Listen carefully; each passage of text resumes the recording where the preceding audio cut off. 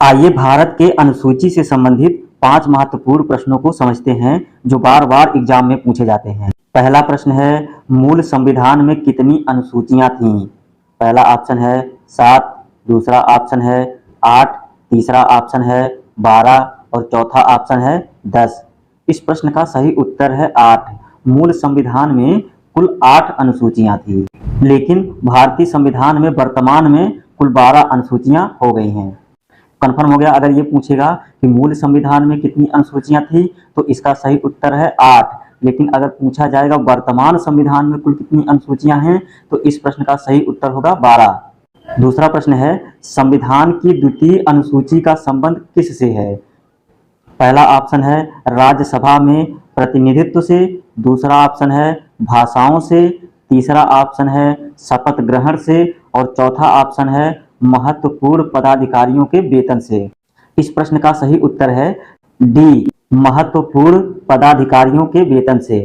महत्वपूर्ण पदाधिकारियों का मतलब है सीजीआई हो गए, राष्ट्रपति हो गए आदि, ये सब आएंगे महत्वपूर्ण पदाधिकारियों में।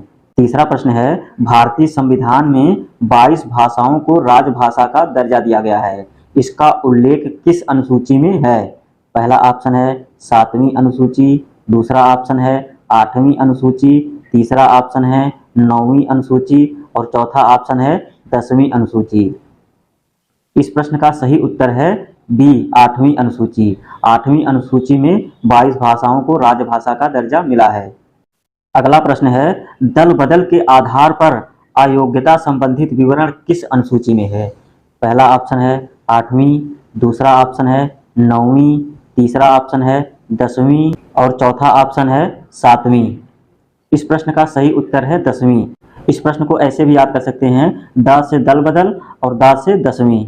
तो इस प्रश्न का सही उत्तर है सी, 10वीं अनुसूची में दल बदल के आधार पर अयोग्यता संबंधित विवरण दिया गया है। अगला प्रश्न है, संविधान की 12वीं अनुसूची किससे संबंधित है?